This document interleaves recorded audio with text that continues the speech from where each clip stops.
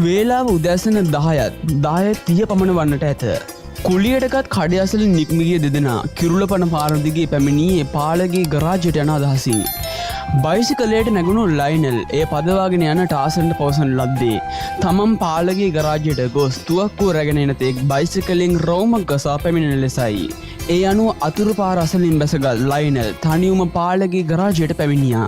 පාල ශ්‍රීකාන්ත සහ තවත් අයෙකු ගරාජයේ සිටි අතර ලයිනල් විසින් පාලට පවසන ලද්දේ ගරාජයේ තිබෙන තුවක්කුව සහ ග්‍රෙනේඩය දමන ලද කළු බෑගිය කිට්ටුව තැනකින් තබා ගැනීමට අවශ්‍ය බවයි.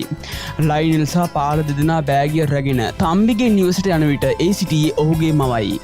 මෙයා ආවොත් මේ බෑග් එක දෙන්න කියමින් තම්බිගේ මවට ලයිනල් හඳුන්වා දුන් පාල එම වැඩේද ආවර කරා. එකම ඉලක්කය සඳහා වෙසෙන දෙදෙනා වෙනත් පාරවල් දෙකකින් පිටත්ව ගියා. පාල යළිත් ගරාජය දෙසට යන අතරේ ලයිනල් විජයගේ නිවස ඉදිරිපිට කුලියටගත් ස්ථානයේ හිමිකරුගේ නිවස අසලට ගියා. ඒ වන විට ටාසන් බයිසිකලෙන් පැමිණ ඒ රැඳී සිටියා. මේ වන විට වෙලාව දහවල් 11:30 පමණ වන්නට ඇත.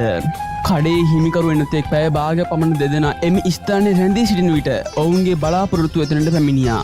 ලබා තිබූ ජනප්‍රියතාවය හමුවේ රටේ කාටත් විජය දැකීම සේ ජීවිතයේ අමතක නොවන සිදුවීමක් විය. ඔහුව බැලීම සඳහා පමණක් දින ගණන් කාලය වැය කර රසිකයන් ඔහු පැමිණෙනවා කියන ස්ථානවලට රැස්වීම සුලභ සිද්ධියක් වුණා. මෙදින විජයගේ පැමිණීම අපේක්ෂාවෙන් දින සති මාස ගණනක් වෙසී බලා සිටි ලයිනල්ට පාරේ එහා පැත්තට වන්නට කාර්යයක් තමාම එළවාගෙන විජය පැමිණෙනවා දකින්නට ලැබුණා.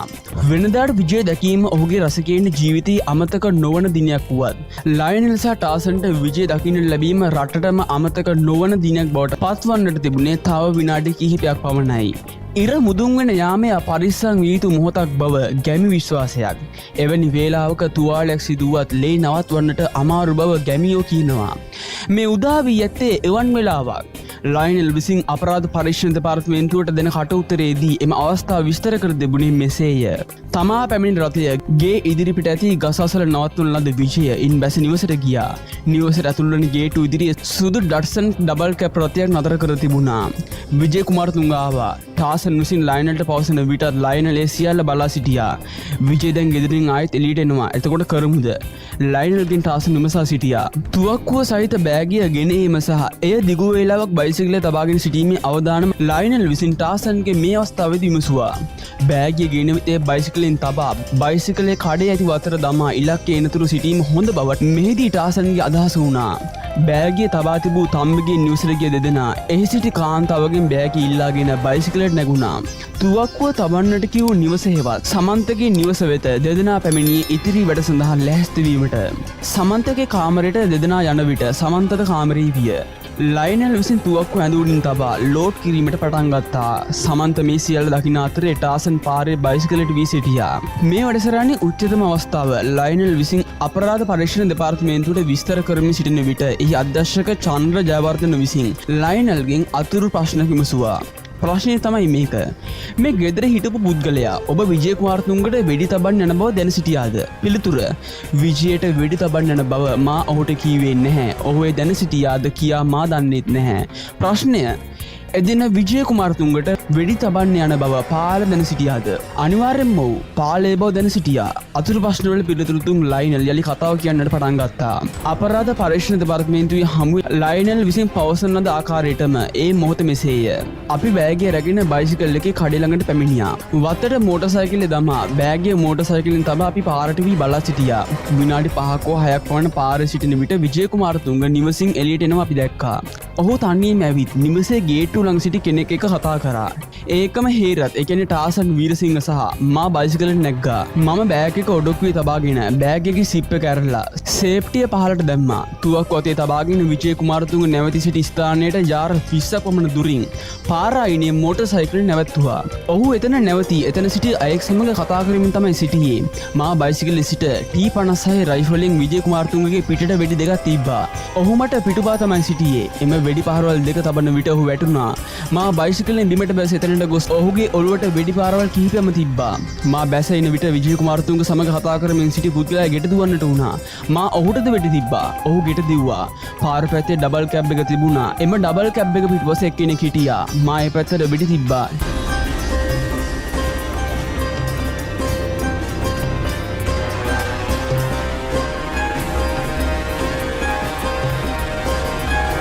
හේරත් හෙවත් ටාසන් මෝටර් සයිකලේ හරවාගෙන කිරුළපන පැත්තට මූණ හරවාගෙන නවතා තිබුණා. මම විජය කුමාරතුංග ළඟ තිබුණු ෆයිල් එක අරන් එහි තිබෙන්නේ මොනවද කියා බැලුවා. එහි තිබි කොළ වගේක් වැටුණා. ඒ වෙනකොට තුවක්කුව දාගෙන ආපු බෑග් එක තිබ්බේ බිම වැටිලා. මම ෆයිල් එක බිම දාලා බෑග් එක අහුලගෙන තුවක්කුව බෑග් එකට දාගෙන මෝටර් සයිකලයට ගිහිල්ලා වාඩි වුණා. මෝටර් සයිකලය පොල් හේන්ගොඩ පාරේ ගියා. මේ අවස්ථාවේදී නාරා හේන් පිට පැත්තේ ඉඳලා බස් එකක් ආවා. මේ අවස්ථාවේදී අපේ පොල් හේන්ගොඩ පාරේ දිගේ ගොස් බයිසිකලේ තියන්නට කිව්ව නිවසේ බයිසිකලේ තැබුවා. හේරත් බයිසිකලේ සිටියේදී මා තුවක්කුව තිබුණු බෑග් අරගෙන තුවක්කුව තියන්න කිව්ව නිවසට ගියා. පාල කලින් හඳුන්වා දුන් පුද්ගලයා එහි සිටියා. එම නිවසේ කාමරයට ගොස් පාල මට හඳුන්වා දුන් පුද්ගලයා ඉදිරියේ තුවක්කුව අන්ලෝඩ් කරා. ඒ වෙලාවේ මගේ ටී-ෂර්ට් එකේ ලේ තියෙනවා දැක්කා. ප්‍රශ්නය ඔබගේ ටී-ෂර්ට් එකට ලේ ආවේ කෙසේද? පිළිතුර මම හිතන්නේ මම නැමිලා ෆයිල් එක ගන්න යන විට ෆයිල් එකේ තිබ්බ ලේ ගෑවෙන්නේ නැති. ඒ ටී-ෂර්ට් එකේ ලේ ගෑවුනේ කොහොමද කියලා මට හරියටම හිතා ගන්න බෑ. නැවත කතාව පටන් ගත් ලයිනල් මම තුවක්කුව බෑග් එක ඇතුළට දමා ග්‍රෙනේඩියද ඒට දැම්මා. නිවසේ සිටි කෙනාට බෑග් එක දීලා එය අරන් තබන ලෙස කිව්වා. මගේ ටී-ෂර්ට් එක ගලවා ඔහුගෙන් මම ෂර්ට් එකක් ඉල්ලා ගත්තා. ඒක සුදු පාට අධික ෂර්ට් එකක්. ටී-ෂර්ට් එක පුච්චලා හෝ වෙන දෙයක් කරලා දාන්න කියලා මම කිව්වා. ඊට පසු මම ටාසන් මෝටර් සයිකලය තබාගෙන සිටි නිවසට ගියා. මා යන විට එම නිවසේ ගේට්ටුව ඇරලා තමයි තිබ්බේ. එහි මෝටර් සයිකලය තබා තිබුණා. තුවක්කුව තැබුණු නිවස පිටුපසින් පාරක් තිබුණා. මා සමග ටාසන් හෙවත් හේරත් එම පාර දිගේ පිළියන්දල බස් යන පාරට ආවා. අප දෙදෙනා පිළියන්දල යන බස් එකට නැගී දයාසන් ටේලසාප්පුවට පැමිණියා. සරත් එහි සිටියා. විජය කුමාරතුංගට මා වෙඩි තබන විට දහවල් 12:30ට පමණ ඇත. සවස 4ට පමණ අපි දයාසන් ටේලසාප්පුවෙන් පිටත්ව දාම්පේ නිවසට පැමිණියා. එදා රාත්‍රී 9ට විතර අශෝක ආවා. ඔහු පැමිණියේ තනිවම. මාසා ටාසන් විසින් අශෝකාට විජය කුමාරතුංගට වෙඩි තැබූ බව කිව්වා. කට පරිස්සම් කරගන්න කී අශෝකා කිව්වා. එදා රෑ අශෝකා නැවතුනේ අප සිටි නිවසේ. නැවත අපරාධ පරීක්ෂණ දෙපාර්තමේන්තුවෙන් නැවත ලයනල්ගෙන් ප්‍රශ්නයක් විමසනවා. ඒ ප්‍රශ්නය තමයි ඔබ විජය කුමාරතුංගට වෙඩි තබන විට විජය හැඳ සිටි ඇඳුම් මොනවාද? ලයනල් මෙහිදී පිළිතුරු වශයෙන් ඔහු හැඳ සිටියේ තද පාට කලිසමක් පාට මතක නැහැ. කමිසේ පාට මතකත් නැහැ.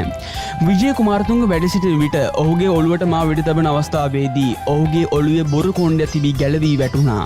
විජය ඝාතනයේත් එක් ලයනල් රණසිංහ විසින් අපරාධ පරීක්ෂණ දෙපාර්තමේන්තුවට දෙන ලද සාක්ෂි එසේය.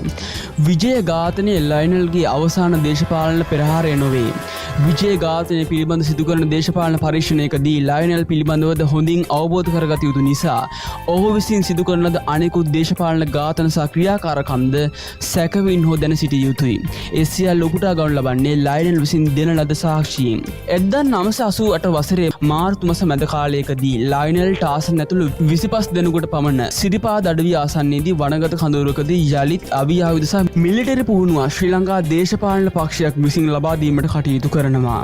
මම ඒ පක්ෂයේ නාමය ඔබට පවසන්න යන්නේ නැහැ. මේ කාලය වන විට අශෝකා ජයන්ත ඇතුළු කණ්ඩායම දේශපාලන සාකච්ඡාවේ ප්‍රමුඛ මාතෘකාව බවට පත් කරගත්තේ පළාත් සභා ඡන්ද, හෝමාගම අතුරු මැතිවරණ වැනි දේ.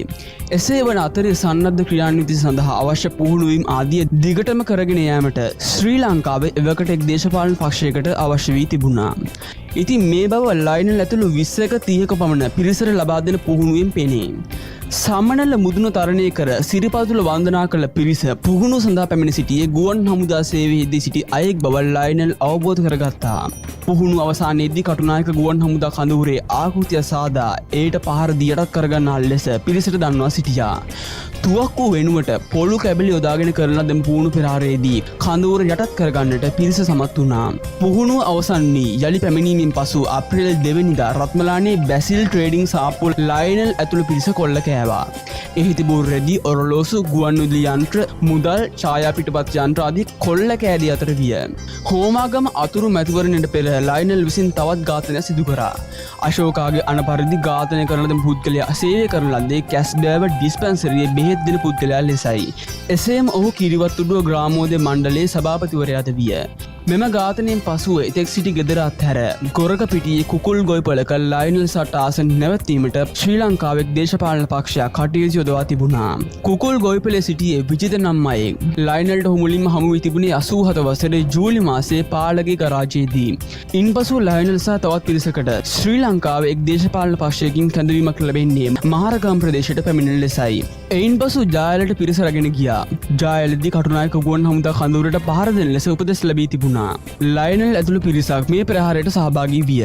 ප්‍රහාරය එල්ල කළ ටික මොහොතකින් ලයනල් T56 ගිනි අවියක් සමග සටනට දායක වී පසුව වෙනත් පොල් අතකට ඇතුල් වුණා. එම ස්ථානයේ තම ගිනි අවි සඟවා මහා පාරට පැමිණි ලයනල් මිනුවන්ගොඩ යන බස් එක නැගී පසුව යලිත් තමා නැවතී සිටි කුකුල් ගොවිපළ වෙත පැමිණියා.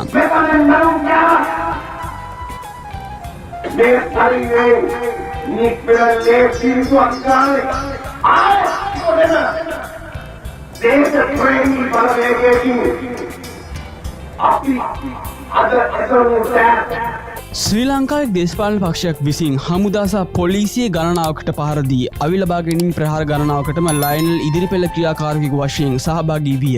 එවැනි මෙහෙයුම් අතර නාගොඩ තල්ගස්වල හමුදා බුරපොළට 1987 සැප්තැම්බර් මාස 28, කහවත්ත පොලිසියට 1987 දෙසැම්බර් 30, බම්බලපිටිය පොලිසියට 1989 ජනවාරි 25, පන්නල යුද හමුදා අභ්‍යාස කඳවුරට 1988 නොවැම්බර් 1 වෙනිදා, කටුනායක ගුවන් හමුදා කඳවුරට 1987 ජූනි 4 වැනිදා සහ දෙවන ප්‍රහාරය 1988 අප්‍රේල් මාස 22, හොරණ කුමුකේ ග්‍රාම ආරක්ෂක කඳවුරට 1988 ජනවාරි 8 වැනිදාද, පාදුක්ක පොලිසියට 1988 ඔක්තෝබර් 28 ප්‍රහාරයේද ඒ අතර වෙනවා.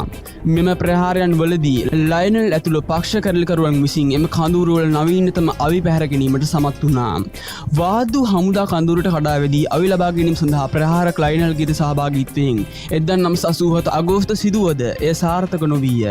ශ්‍රී ලංකාවේ එක් දේශපාලන පක්ෂයක දේශපාලන සිරකරුවා මුදා ගැනීම සඳහා 1980 දෙසැම්බර් 13 වෙනිදා මැගසින් බන්ධනාගාරයට පිටතින් සහ ඇතුළතින් ප්‍රහාර එල්ල කර ශ්‍රී ලංකාවේ දේශපාලන පක්ෂයක රැඳවියන් 221ක් මුදවා ගැනීමේදී ලයනල් වැදගත් මෙහෙයක් ඉටු කළ බව ධර්මන් වික්‍රමරත්න විසින් ලියන ජාතික විමුක්ති අරගලයකින් සමාජවාදී උදා කිරීමට පෙතියෝ 41ක් මරා දැමූ බවට ඒ ලිපියෙන් සඳහන් වෙනවා.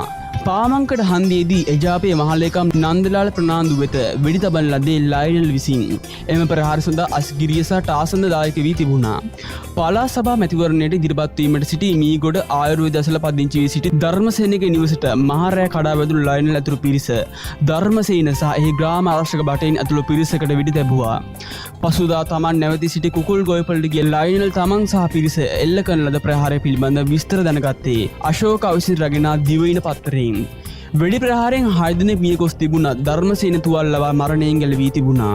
මෙසේ ලයනල්ගේ වෙඩි ප්‍රහාරවල ලක්ව මරු වැළඳගත් පිරිස අතර අමාත්‍ය වීරසිංහ පුත්, කොළඹ නාගරික මන්ත්‍රී ජයන්ත මල්ලිමාරච්චි 1989 පෙබරවාරි මාස 15 වෙනිදා මට්ටකුලියේදීද, එජාප නාගරික මන්ත්‍රීවරුන් වූ ලෙස්ලි රණගල බොරැල්ලේදීද ජ්‍යෙෂ්ඨ සහ කනිෂ්ඨ පොලිස් නිලධාරීන් කිහිප දෙනෙක්, එජාප ජාතික සේවක සංගමයේ වරාය ඇතුළු ස්ථාන කිහිපයක ඉහළ පෙරේ නිලධාරීන් තිදෙනෙක්ද, ඉන්දියාවේ මුල් පෙළේ ව්‍යාපාරිකෝ දෙදෙනෙක් ඇතුළු පිරිසක්ද මොවුන් විසින් ඝාතනය කරනු ලැබුවා.